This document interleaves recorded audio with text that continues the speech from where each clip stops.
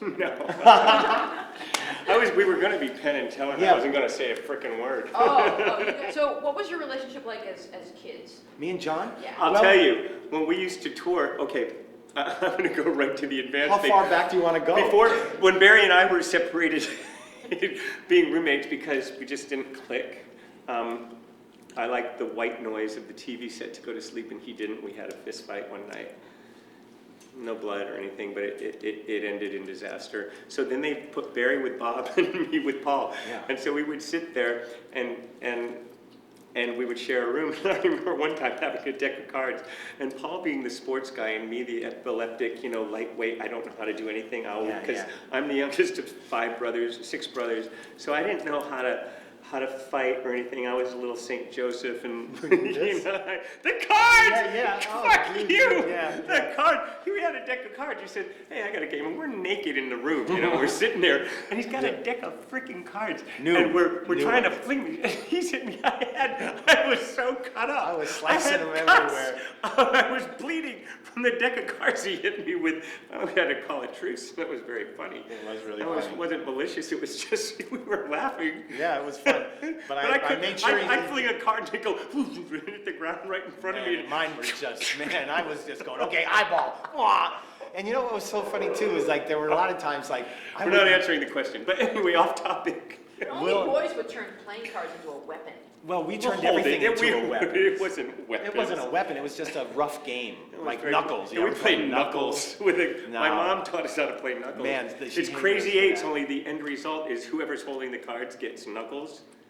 How bad does it hurt? Knuckles is bad. You have to hold the deck like this, and you have to draw it when you lose the game, and you cut the deck. Yeah. If you get 10 red, it's 10 hard. If you get 10 soft, it's tolerable. You can only go up so high. Jesus. But if you drop the deck, 52 hard. You get it 52 hard to whoever drops the deck. Anyway, But there were other times. I remember. Do you remember Indian Avenue? There was one time, and See, it was Bill.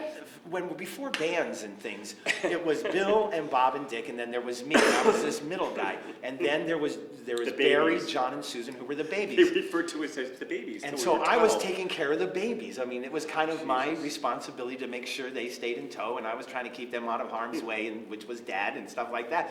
So we always had these games. I mean, the guns. We like guns. We were the gun and holster era in comic books. Where it was all good. And phony shaving kits and doctor bags. Till a friend of Bill shot his eye. They got BB guns one Christmas. And my dad, man, I remember, he was so against guns and stuff.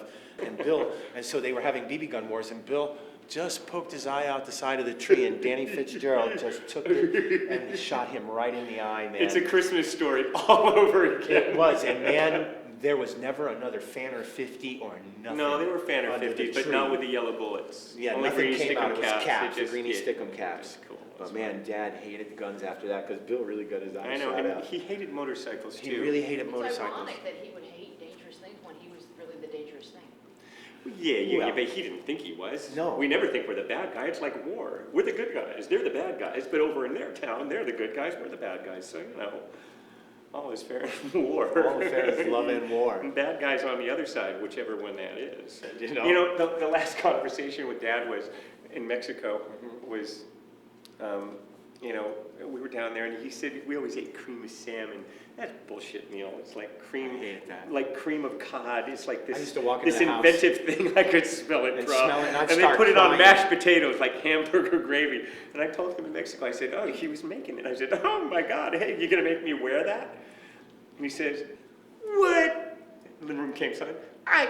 What's with you next? I never did that. And I went, "Whoa, what are you so mad about?" I said, "I'm laughing. It's funny." Right. And he goes, "I never did that. What's with you guys?" I said, "Whoa, man, it's my childhood memory. If you choose to forget." And Val was there. Oh my God. And so then that night, he said he wanted to talk to me that night. And he goes, "I never told you this." No, you didn't. Tell me. And so we're there, and we never talked to my dad. Or he never talked. So, and neither did we, consequently, growing up, because no news was good news, and man, really, if you didn't know anything, you wouldn't get in trouble with the information. But no, we're down in Mexico, and that night he says, "John," and he's across the room. It's the dark, pitch black, and I'm laying across there, and I'm ready for him. Yeah. He goes, "John," he says, "what's with you guys? What's with this wall?" I said to him, and Val was there, and I go, oh, the wall you built? I knew what he was talking about. I'm ready. Right. He goes, what's with you? What's with you? You didn't have it as bad. I didn't hit you like the rest of the guys. He says to me. I'm going, okay, this is good. He says, you had a fairy tale childhood. I said, Dad, I said, let me tell you something. I said, there's something worse than being like hit. It's like watching it and waiting when your turn is coming. Right. I said, ah. And after that, I said, and another thing. I said, we all hated when you told us how cool you were. Remember you saying, I am cool. It's like, and I said, and another thing. I said, and you always tell us you knew us better than we knew ourselves. I said, he knew nothing. And then after that, it was quiet. Really? And that was it. That was the last conversation. And we left there, and it was just us two in my pickup truck. And he says, it comes out saying, I got a letter I want to send you guys. Yeah, I wanted to explain a few things. It's like, okay, this is good. And we pulled away, and you know how you leave the back? Yes. And that one window, when you go up the stairway, and it's right there, that little window. Yes. I look in the rearview mirror, and he's in the window like this with a derby on the hand. He's got his hand on it like this. And I'm watching him going, and he's slowly in slow motion, being Bud. He's sinking down, and he tips the hat, and he disappears in the window. And what the fuck was that about? I said, okay, Papa Bud, Yeah. And I never saw him again. That was the last I ever saw him. And no letter. He's saying goodbye. He knew, no letter. Fuck him. Yeah. That's interesting, because I had a lot of talks with him, man, and he always would do that whole fucking denial thing, man. You tried to get him to talk? Oh, I used to sit there and go, Dad, you were out of control. He goes, I wasn't out of control. And I go, you know what? You were so out of control. And he never copped to it. Even with me, he never really copped to it. It would just be... But he wore the gilt. Why would he wear the gilt instead of Pershing, I don't know. I mean, you saw it on He him. never You told saw me how this that- guy. It's like he could see the weight on him.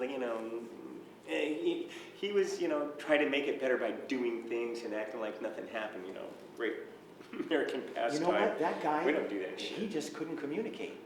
Because I remember I was up on Shields, and Mom called me, and she goes, Paul, what's up with everybody? I go, you know what? You all need to take a trip and go visit everybody and talk to everybody and see what everybody's pissed off about. If you don't know, then you're an idiot. Who are you talking to? Mom. Oh. She called me. And she wanted to know, why is everybody not saying anything? What's the problem? I go, Bud's the problem. He needs to get and visit everybody. You guys were idiots. I mean, I claim they were idiots, and they were. To just sit there and watch everything go down. I mean, come on. Like, call the cops or something. No, but that was the norm back then. Yeah, right. Did you really say that to her in that tone of voice? Oh, yeah, me and my mom. My mom He was a always mom. good with her. He broke her ribs hugging her. Yeah, that's true. But that was out of love. I was just playing with her. It's all out of love, It baby. is out of love, but Mom was just punkier than any of us ever were. So, me and her went around and around, and She was the chief wise ass of she the was family. the wise ass, man. She could push buttons like nobody could push buttons. Are you kids around him? Huh? Are you kids around Bud? Oh, well. Oh, she was a wise ass around us, but she was a wise ass. She took her blows. She took her blows, She man. took her blows. She didn't Absolutely. step back. She was a button She'd go pushing toe to fool. toe, man. And I remember looking at her during We'd some sit in of a room these- and go, I hope he leaves. Yeah, I hope yeah. they get Hey, divorced. me and Bob used to Oh, sit well, there, please, and God, we used take him to away. we used to pray at the table when Mom and Dad would go out, and we'd pray the whole time they were gone that they would never return. I mean, we were good Catholic kids, so we thought these prayers were going right to the man. Shut this cat down.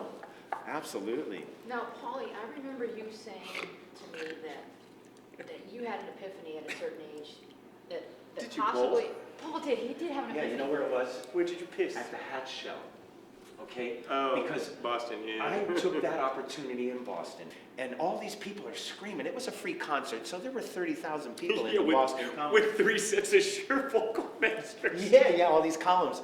And my epiphany was that Dad was wrong, that we weren't pieces of shit, and that we were assholes, and that all those people were right.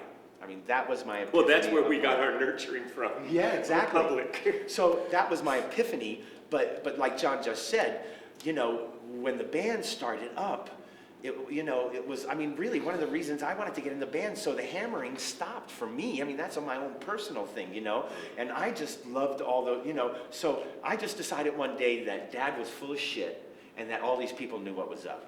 And like John says, we were nurtured from these people because, wow, they really loved us, man. And so you tend not to think you're so much of an asshole. So could it be that fame is what saved you from repeating that cycle? A little bit. I think so. A little bit. No, I don't know if it. I think we were born who we were going to be. If you've ever had a little kid and they piss you off so much and you get pissed, I would never think of hitting that little skin thing. Break them. You'd break them. You'd break them in two, like we were broken. So, you know, so I think with or without the band, I don't think we as human beings would have grown up to repeat this craziness. I've never referred to any of my kids as little assholes. Right.